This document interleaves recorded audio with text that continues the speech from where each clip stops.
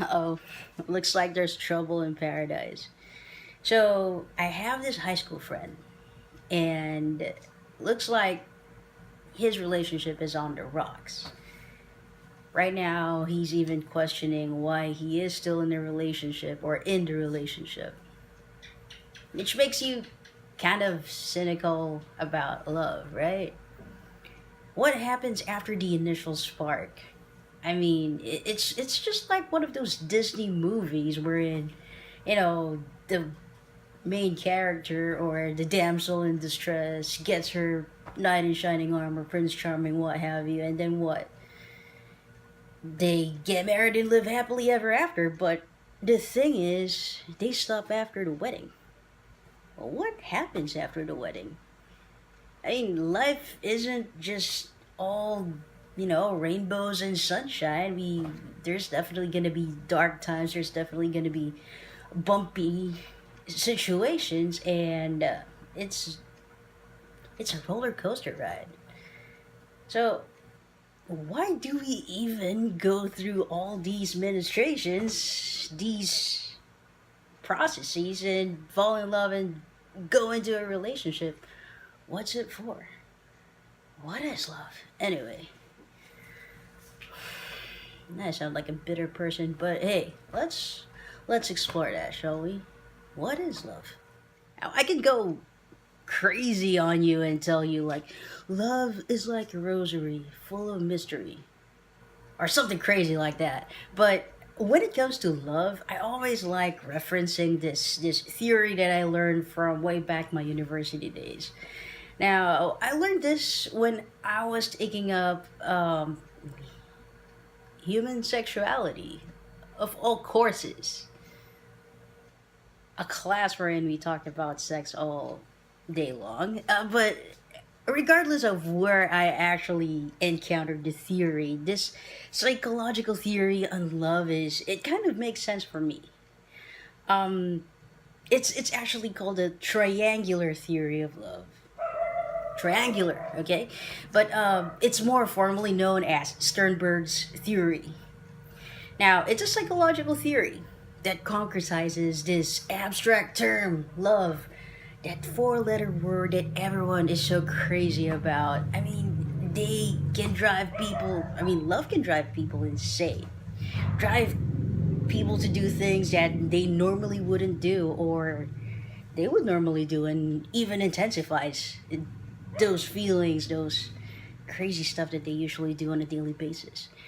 So love is not really full of mystery. It's actually, it just makes sense that it's just a crazy feeling. Okay, maybe not. But yeah, let's explore that. Sternberg's theory on love. This is gonna be fun. So let's go dissect love academically. So I mentioned about Sternberg's theory on love, right? So Robert Sternberg is a Yale professor, and he was the one who authored this triangular theory of love. It's the colloquial term, but yes, if you want to be too technical about it, it is Sternberg's theory on love. So triangular because it's actually, according to Sternberg, love has three components: intimacy, commitment, and passion.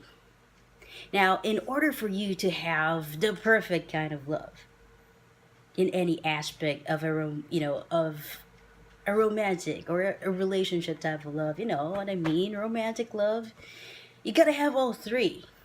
And according to Sternberg, having all three is called consummate love. You got your passion, you got your intimacy, you got commitment.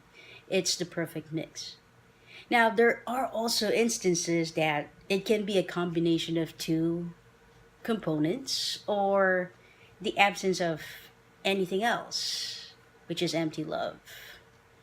Now, we're going to go through those things in a bit, but what I want you to focus on is the love that we all want to have, the one that we might call perfect, is consummate love.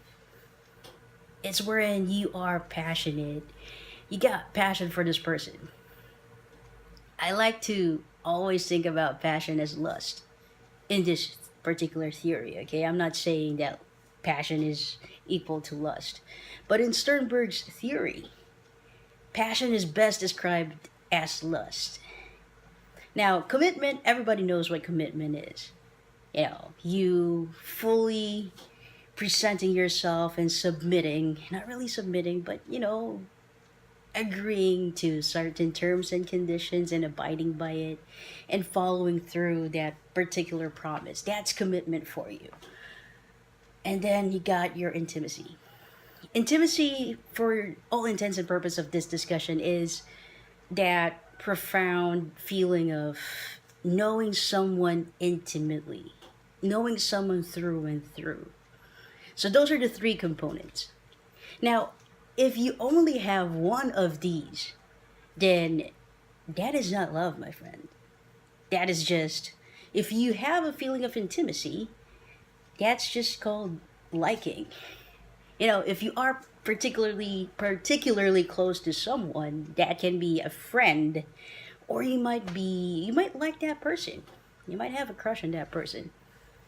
Simple as that. Now, if you only have passion for this person, I'm sorry, but that's what you call infatuation. You like this person too much, you lust after them.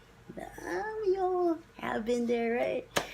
You have this particular person in mind and you just, want to.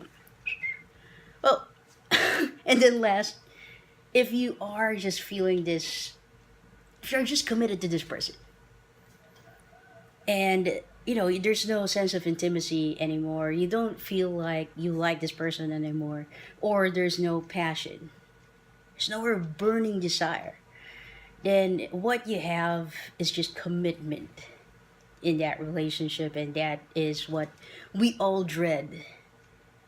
That's empty love. You're just committed to the idea of you being in that relationship. Now, I'm not saying that these components are just gonna be, by their lonesome. Your love can be described by a combination of these particular components. Now, my most favorite part is really, to be honest, it's really hard to find someone wherein you're gonna experience consummate love. Everybody wants to have it. That's a perfect love, but sometimes we have to settle with two components. And if you're gonna ask me what I like the most, or for me, what I really like the most, would be either companionate love or fatuous love. That's Let's see about that. But first, I want to talk about romantic love. Now, people might say romantic love is, well, for this particular theory or this particular discussion, okay, according to Sternberg, romantic love is a combination of passion and the intimacy components. So, what does that mean? If you are, uh, well, if you got lust for that person and if you like that person, that's romantic love. Now, the way I see it though is if you have lust for this person and you like this person, that's doesn't that isn't that the way FUBU works? I mean, sorry, but that's how FUBU works. So, if you're gonna ask me if that's something that I want to be in, no, definitely not. Now, what about fatuous love? Now, fatuous love is a good combination of the passion and the commitment component. Now, usually, this is one of the combinations that I would rather be in. Let's say if I was in a relationship and that relationship is not really, you know, falling under the consummate love, I'd rather it to be fatuous love rather than nothing, because you still got the fire in that relationship. You're still infatuated with the person that you are with, and then you have commitment. So commitment is a big thing for me. I really believe in monogamy, and if you are the player type, yeah, that's not gonna work for me. I don't like sharing. Simple as that.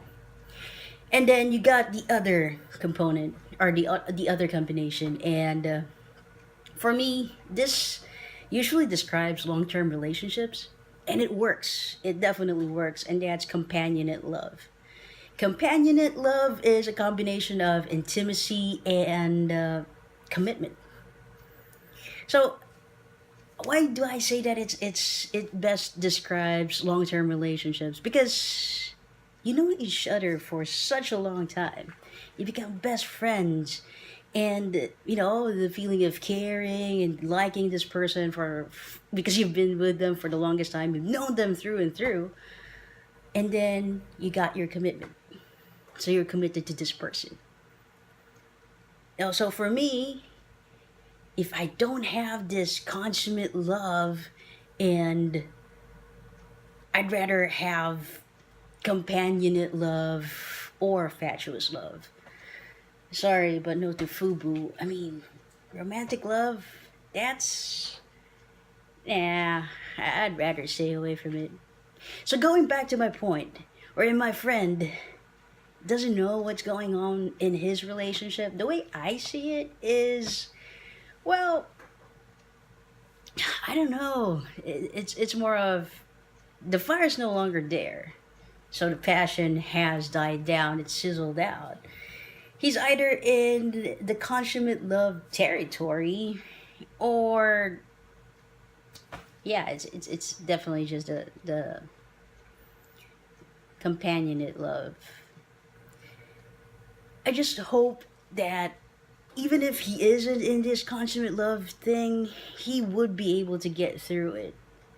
Because, I mean, he is my friend. Well, anyways, what I'm trying to point out is love isn't really mysterious. Love is just any other thing that we have, and it's still, at the end of the day, it's still a choice. Sure, the feeling of, you know, falling in love with this person, you don't know why you fell in love with this person, that's gonna be, that's just a part of it. That's just a stage. Ultimately, you will know why you are staying with that person. And that's the important thing. You need to know why you are with that person. It's either because of all the things that I have mentioned, or maybe it's because this person makes you a better version of yourself, or makes you want to be a better version of yourself, an inspiration, and therefore you take action and become a better you. Hopefully, that is the reason why you guys are still in a relationship. But for me, until that day comes wherein that person is inspiring me to be the better version of myself and I to her, I guess single life is the life for me. Well, that's all for today.